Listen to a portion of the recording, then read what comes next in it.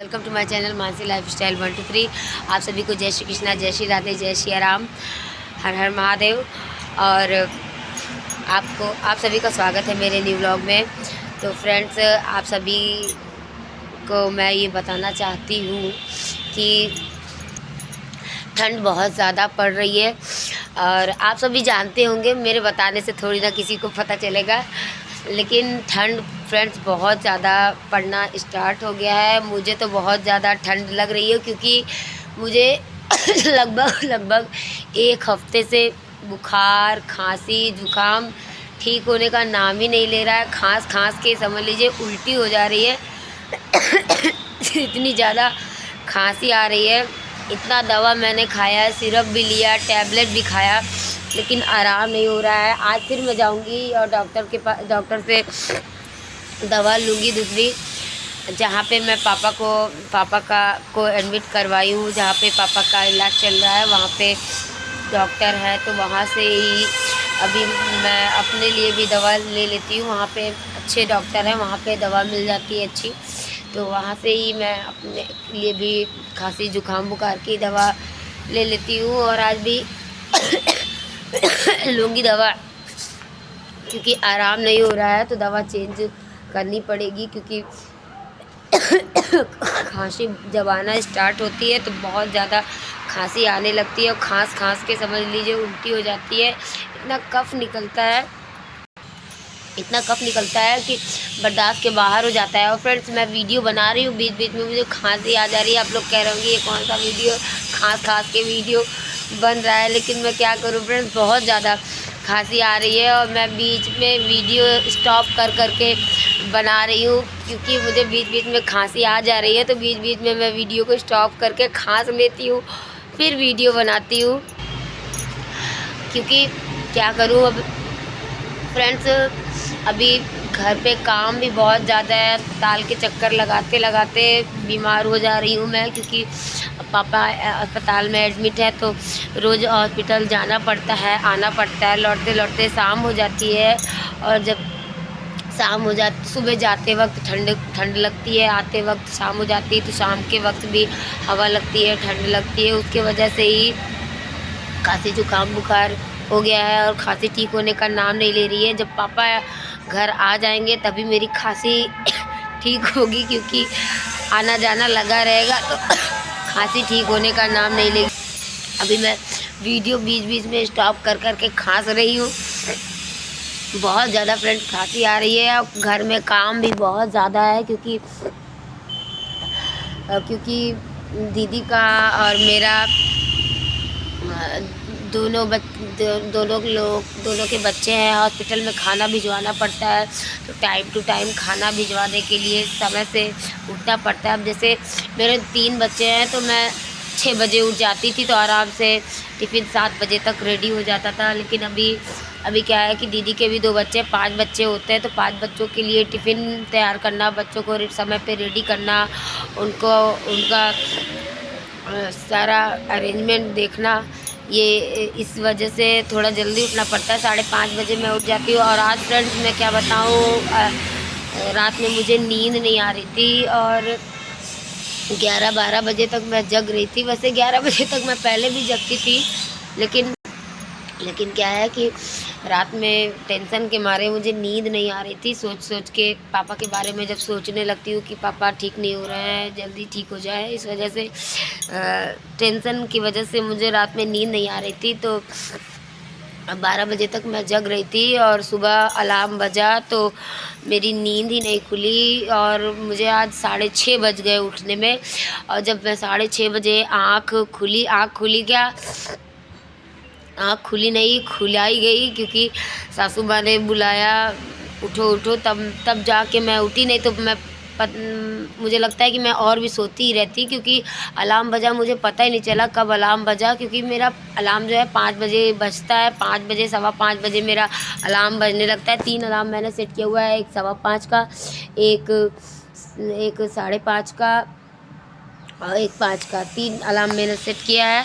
और अलार्म जब बजता है तो मैं एक अलार्म पे तो मेरी थोड़ी सी आँख खुलती है, सेकंड अलार्म पे मैं फिर अलार्म बंद कर देती हूँ, और थर्ड अलार्म जब 5:30 वाला बजता है खटाक से उठ के बिस्तर से भाग लेती हूँ। और सबसे पहले मैं उठती हूँ, सबसे पहले झाड़ू उठाती हूँ, घर में पूरे झाड़ू लगाती हूँ, उसके बाद नहाती हूँ, नहाने के बाद किचन में एंटर करती हूँ, नाश्ता पानी बनाती हूँ, बच्चों की टिफ़िन रेडी करती हूँ, बच्चों को बीच बीच में बच्चों को उठाती रहती हूँ। बच्चों को भी तीन रिमाइंडर देना पड़ता है, एक बार हिला के आना पड़ता है उठो प्यार से, फिर सेकंड टाइम में जब नहीं उठते हैं तो उनको और तेज़ से हिलाना पड़ता है, उठो उठो। और थर्ड टाइम में जब नहीं उठाते तो चिमटा बेलना ले जाके दिखाना पड़ता है, उठो नहीं मारूंगी मैं, तब जाके बच्चे उठते हैं। इतना ज़्यादा बच्चों के पीछे बहुत चिल्लाना पड़ता है। फिर बच्चे उठ जाते हैं तो धीरे धीरे नाचते रहते हैं इधर उधर, उनको चिल्लाना पड़ता है, जल्दी ब्रश करो, जल्दी रेडी हो, जल्दी ये करो, जल्दी वो करो, जल्दी जल्दी चिल्लाना ही पड़ता है। सुबह सुबह चिल्लाते चिल्लाते समझ लीजिए गला बैठ जाता है, और मेरी आवाज़ भी थोड़ी मोटी हो गई है बच्चों के पीछे चिल्लाते चिल्लाते। मैं पहले इतनी शादी के पहले इतनी मोटी आवाज़ नहीं हुआ करती थी, लेकिन तीन बच्चों के पीछे चिल्लाते चिल्लाते आवाज़ कम मोटी हो गई, पता ही नहीं चला। सभी कहते हैं कि बहुत तेज़ बोलती हो, लेकिन तेज़ मैं नहीं बोलती फ्रेंड्स, क्या करूँ मैं। बच्चों के साथ चिल्लाते चिल्लाते मेरी आवाज़ ऑटोमेटिकली कब तेज़ हो गई मुझे खुद ही नहीं ये रियलाइज़ हुआ, मुझे खुद ही नहीं पता चला कि कब मेरी आवाज़ इतनी ज़्यादा तेज़ हो गई।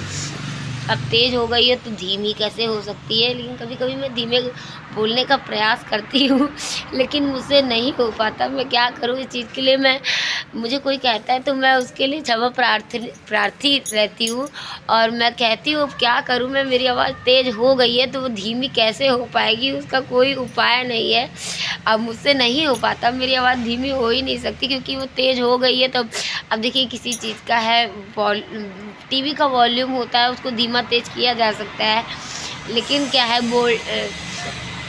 वोल्टेज जो क्या बोलते हैं वोल्टेज होता है, अब 440 का करंट जिस चीज़ में आ रहा है वो उसमें क्या कहते हैं आप क्या बोलते हैं उसका वोल्टेज अगर आप कम करेंगे तो फिर वो आवाज़ धीमी हो जाएगी मेरी, तो किसी को सुनाई भी नहीं पड़ता। अब कभी कभी क्या होता है मैं धीमे बोलने का प्रयास करती हूँ, मेरी सासू माँ है कभी कभी, अब जैसे कभी कभी मैं धीमे बोलने का प्रयास करती हूँ। अभी कल की बात है, कल की कोई बात के लिए उन्होंने पूछा मुझसे तो मैंने कहा ठीक है, तो उनको सुनाई नहीं दिया, क्योंकि क्या है कि उम्र के साथ साथ मैं उनको बुरा नहीं बोल रही हूँ, लेकिन उम्र के साथ साथ सबके साथ ऐसे होता है। मेरी दादी थी, मेरी बुआ दादी है, उनकी तो कान से सुनाई ही नहीं देता, उनके कान में चिल्लाना पड़ता है तब जाके वो सुन पाती है। तो उम्र के साथ साथ जब लोग बुज़ुर्ग होते हैं तो उनकी सुनने की क्षमता थोड़ा कम हो जाती है, तो वो कहती भी हैं कि मुझे धीमा कम सुनाई पड़ता है। अब जब मैंने धीमे से बोला मम्मी ठीक है, कोई चीज़ के लिए उन्होंने पूछा तो मैंने बोला ठीक है, फिर उन्होंने सुना नहीं तो उन्होंने कहा कि सुनती नहीं हो, तो मैंने तेज़ से बोला तो फिर वो कहने लगी कि इतना तेज़। तो दरअसल कभी क्या है कि तेज़ से बोलो तो अगले इंसान को लगता है कि मुझे जवाब दे रही है, या अगले इंसान को ये भी लग जाता है कि क्या कहते हैं मुझे उल्टा बोल रही है या जवाब दे रही है। ऐसा कुछ नहीं है, कभी कभी लगता है। अब मेरी सासू माँ से कभी कभी इस बात पे बहस हो जाती है, और मैं उनसे कहती भी हूँ कि मेरी आवाज़ तेज़ हो गई है, वो धीमी नहीं हो पाएगी। और मैं प्रयास करती हूँ, जब मैं धीमे बोलने का प्रयास करती हूँ तो उनको सुनाई भी नहीं देता है सही से। तो हमारी सास बहू की बहस चलती रहती है। अब कभी कभी क्या है कि वो भी बोलती हैं कि मुझे सुनाई नहीं देता। अब कल ही की बात है, तो उन्होंने कहा कि मुझे सुनाई नहीं दिया, तो मैंने बोला मम्मी जब मैं धीमे बोलने का प्रयास करती हूँ तो आपको सुनाई ही नहीं देता है, और जब मैं तेज़ बोलती हूँ तो आपको लगता है कि मैं गुस्सा कर रही हूँ। गुस्सा नहीं कर रही हूँ मैं, जब मैं तेज़ बोलती हूँ तो आपको लगता है मैं गुस्सा कर रही हूँ, लेकिन गुस्सा मैं कुछ नहीं करती हूँ। गुस्सा नहीं रहता है। जब वो धीमे नहीं सुनती तो मुझे तेज़ बोलना पड़ता है ऑटोमेटिकली, तो इस वजह से और भी ज़्यादा मेरी आवाज़ तेज़ हो गई है। बच्चों के पीछे भी चिल्लाते चिल्लाते आवाज़ तेज़ हो गई है। इसका मतलब ये नहीं है कि मैं अपने से बड़े की रिस्पेक्ट नहीं करती हूँ, रिस्पेक्ट वाली बात नहीं है, रिस्पेक्ट तो मैं करती हूँ। अब देखिए धीरे अगर किसी को नहीं सुनाई पड़ता है तो तेज़ बोलना पड़ता है, इसका मतलब ये नहीं है कि हम बड़ों की रिस्पेक्ट नहीं करते, रिस्पेक्ट पूरी करती हूँ मैं। अब उनके उनके क्या है कि मेरे हस्बैंड उतना केयर नहीं करते हैं सासू माँ की, जबकि उनकी खुद की माँ है, जितना मैं केयर करती हूँ। तो ये सब होता है। देखिए आदमी लोग क्या होते हैं, आदमी लोग उतना किसी की भी मतलब उतनी ज़्यादा केयर नहीं करते। मैं अपनी हस्बैंड की नहीं, मैं सभी आदमियों की बात करूँ। मैंने अपने पापा को भी देखा है, मम्मी मेरी जितनी दादी की केयर करती थी, दादी बीमार हो जाती थी तो उनका पैर दबाना हुआ, उनको नहलाना धुलाना, हर चीज़ उनका नाश्ता पानी खाना, हर चीज़ देखना, ये सब औरतें ही करती हैं, बहुएँ ही करती हैं। लड़के लोग उतना नहीं करते हैं। मतलब जो सास लोग होती हैं, ससुर लोग होते हैं, वो बहुओं के ऊपर ज़्यादा डिपेंड होते हैं। लड़के लोग उतना नहीं करते हैं। इसी वजह से मुझे लगता है कि लोग चाहते हैं कि बहू जल्दी आए, मेरी बहू जल्दी आए, तो बहुएं ज़्यादा समझती हैं। देखिए एक औरत जो होती है वो अपने घर को संवारती है, समझती है। तो कभी कभी सास बहुओं का चलता रहता है थोड़ा बहुत नोक झोंक, ये भी ज़रूरी है। जैसे पति पत्नी में कभी कभी नोक झोंक होती रहती है, वैसे सास बहू में होती है, ननद भौजाई में होती है, सब में होती रहती है थोड़ी बहुत। जिठानी देवरानी में होती है, सब में होती रहती है थोड़ी बहुत नोक झोंक, तो चलती रहती है। ये भी एक जीवन का हिस्सा है और परिवार इसी को कहते हैं। कभी हंसना, कभी रोना, कभी रूठना, कभी मनाना, कभी रोना, कभी गाना, ये सब चलता रहता है। और इसी के साथ सभी लोग प्रेम मिलाप से रहे, सब चलते हुए भी इसी को कहते हैं ज़िंदगी, इसी को कहते हैं परिवार। परिवार होना भी बहुत ज़्यादा ज़रूरी होता है फ्रेंड्स। और देखिए आपके दुख में, आपके सुख में परिवार ही आपका साथ देता है। चाहे अच्छा परिवार हो, चाहे बुरा परिवार हो, लेकिन दुख में सभी खड़े होते हैं। परिवार भी ज़रूरी होता है। अभी मेरी सासू माँ है, चाहे गुस्सा होती है तो बोलती हैं, लेकिन दुख मुसीबत में खड़ी होती है। पापा मेरे बीमार हैं तो बच्चों को घर पे रहती है तो देखे रहती हैं। इतना ही कम नहीं है, बाहर बैठ जाती है कुर्सी लगा के, कोई आ रहा है कोई जा रहा है, ये सब बच्चों को पढ़ाना लिखाना, उनकी सारी जिम्मेदारी वो सब कुछ समझती हैं। ऐसा नहीं है, बस देखिए बड़े जो होते हैं उनका काम होता है बोलना, और वो बोलती रहती है, मुझे कोई फ़र्क भी नहीं पड़ता है कुछ भी बोले।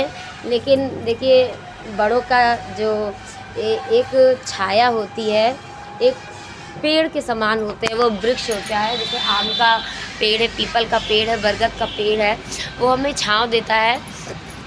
इस तरीके से बड़े भी होते हैं। मेरी दादी थी, घर पे रहती थी, भले कुछ कर पाएँ या ना कर पाएँ, काम धाम भले ना कर पाएँ, लेकिन वो रहती थी तो एक अपने आप को ना, एक क्या बोलती हूँ मैं, एक जैसे लगता है कि पेड़ के नीचे आप ऐसे खड़े हो जाते हैं। जब धूप आती है तो पेड़ के नीचे आप खड़े हो जाते हैं, पानी बरसता है पेड़ के नीचे खड़े हो जाते हैं, ओस पड़ती है तो पेड़ के नीचे आप खड़े हो जाते हैं, तो आपको ऐसा फील होता है कि हमें एक छाया मिल गई है। उसी तरीके से बुज़ुर्ग होते हैं, उनका रहना बहुत बड़ी बात होती है। मेरे पापा हैं, हम लोग मायके जाते हैं तो पापा रहते हैं, तो हम लोगों को बहुत अच्छा लगता है। 3-4 दिन हम लोग, पापा हॉस्पिटल में थे, 2-3 दिन 4 दिन मैं मायके में थी, तो मुझे ऐसा लग रहा था कि घर काटने को दौड़ रहा है। पापा के बिना बिल्कुल भी अच्छा नहीं लग रहा था, इसलिए हम लोग ससुराल चले आए।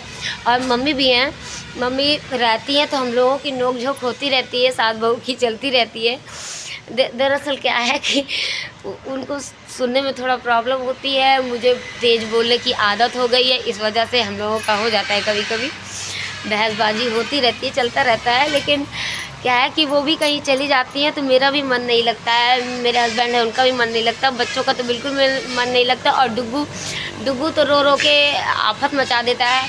हम लोगों का फैमिली ग्रुप है, फैमिली ग्रुप पे फ़ोन करके सबको पूछेगा कि अम्मा कहाँ हैं, अम्मा किधर गई, अम्मा आपके घर हैं, आपके घर है। बड़ी मम्मी को फ़ोन करेगा और दीदी के घर पे फ़ोन करेगा, सबके पास फ़ोन कर के पूछेगा कि अम्मा कहाँ चली गई। तो बुज़ुर्गों का जो एक छाया होती है, बुज़ुर्गों का रहना बहुत ही अच्छा होता है, बहुत ही गर्व की बात होती है। मुझे तो ऐसा ही लगता है कि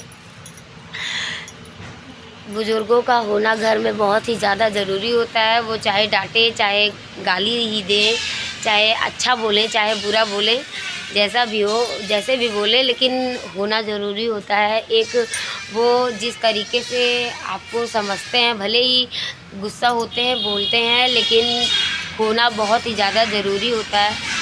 जब से मेरे पापा हॉस्पिटल में हैं, तब से मुझे बहुत ही ज़्यादा रियलाइज़ हुआ कि बुज़ुर्गों का घर में होना, एक बड़े का होना बहुत ही बड़ी बात होती है, बहुत ही ज़्यादा ज़रूरी होता है। आप लोग भी फ्रेंड्स, आपके घर में जो भी बुज़ुर्ग हैं, आप उनकी रिस्पेक्ट कीजिए, उनके लिए आपसे जितना हो सके आप कीजिए। फ्रेंड्स, वीडियो बहुत लंबा हो रहा है और आप सभी को मैं वो इसी के साथ बोलना चाहूँगी। मिलते हैं नेक्स्ट वीडियो में। Till then take care, bye bye. जय श्री कृष्णा, जय श्री राधे, जय Siya Ram, bye bye, take care. और फ्रेंड्स, मेरी किसी भी बात का आप सभी को बुरा लगा हो तो उसके लिए मैं माफ़ी चाहती हूँ। और आप सभी अपना सपोर्ट बनाए रखें और चैनल को सब्सक्राइब कीजिए, वीडियो को लाइक कीजिए, अच्छे अच्छे कमेंट्स कीजिए। Bye bye, take care.